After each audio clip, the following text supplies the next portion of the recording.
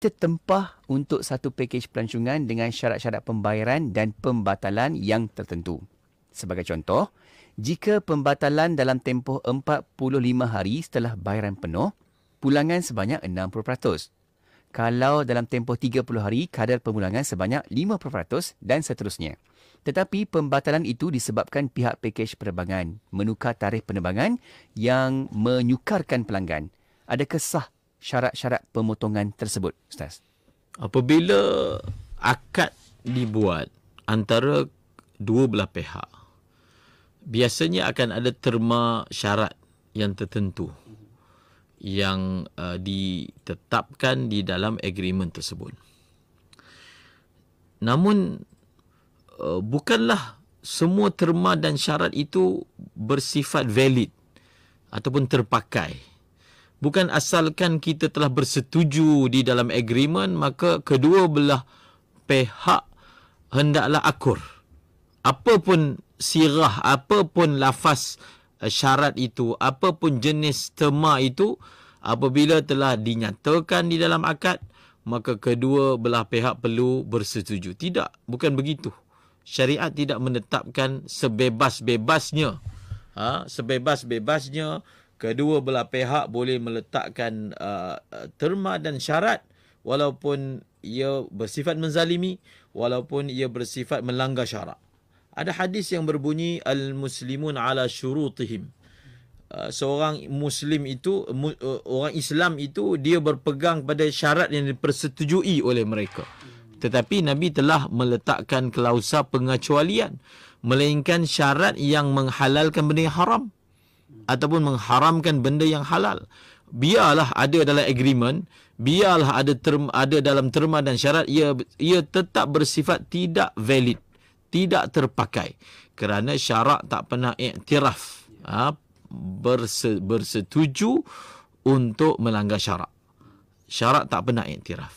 Sebab itu dia ada perinciannya tentang syarat-syarat yang boleh dimasukkan dalam akad, syarat-syarat yang tidak boleh dimasukkan dalam akad. Okey, kita kembali kepada soalan yang dinyatakan. Ini biasa dilakukan dalam agreement syarat, iaitu syarat pembatalan dipanggil. Syarat pembatalan.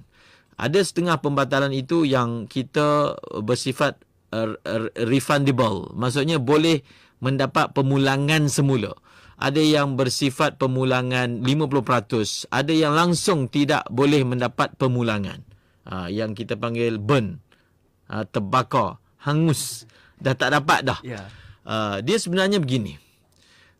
Apabila kita mengambil duit orang, dan ia diambil kerana sesuatu urus niaga, maka ia perlu ada imbalan. Apa imbalan? Maksudnya apa servis yang kita bagi sehingga melayak kita ambil duit tadi. Kalaulah kita ambil duit daripada pelanggan kita tanpa ada apa-apa servis yang kita berikan, itu kita ambil percuma. Dan dikhawatiri kita boleh termasuk dalam yang disebut dalam Al-Quran, ya ayyuhalladzina amanu la ta'kulu amwalakum bainakum bil batili illa an takuna tijaratan an taradhi minkum. Wahai orang beriman, kamu jangan makan harta orang secara salah, secara batil, melainkan ia berlaku secara urus niaga, yang berlaku dengan bersifat redha meredai sesama kamu. Maka mesti ada imbalan. Jadi persoalannya, bila pembatalan itu berlaku, kita mengambil 50% daripada pembayaran. Contohnya, kalau pembayaran pakej itu 10,000, kita ambil 5,000. 50%. Ataupun kita ambil 40%. 4,000. Jadi 4,000 tu atas apa? Soalan dia. Okey, atas pembatalan. So, adakah atas pembatalan semata-mata diiktiraf oleh syarak untuk kita ambil duit orang? Itu soalan yang perlu dijawab. Sebenarnya, yang dibenarkan dalam syarak, sepatutnya dia bukan bersifat fix. Bukan 30, bukan 60. Walaupun ia telah disebut, sepatutnya ia hendaklah bersifat real kerugian. Real cost ataupun real kerugian yang telah berlaku disebabkan pembatalan Kalau nak bagi, itu sahaja hak yang dibenarkan dan dibolehkan untuk diambil oleh syarikat. Sebab ada syarikat yang dia menikmati wang percuma daripada pembatalan orang. Sebenarnya. Dia sebenarnya tidaklah terjejas daripada segi kerugiannya. Sebenarnya dia mengambil wang percuma daripada pembatalan orang. Ia boleh termasuk dalam akhzu amwalin nas bil batil. Apatah lagi kalaulah pembatalan itu berpunca daripada syarikat itu sendiri, seperti yang dinyatakan dalam apa yang soalan tadi, iaitu kerana perubahan tarikh yang mengakibat setiap orang dia ada masa dia, ada jadual dia. Perubahan tarikh akan beri kesan kepada jadual dan program yang dia atur dalam kehidupan dia. Wallahu a'lam.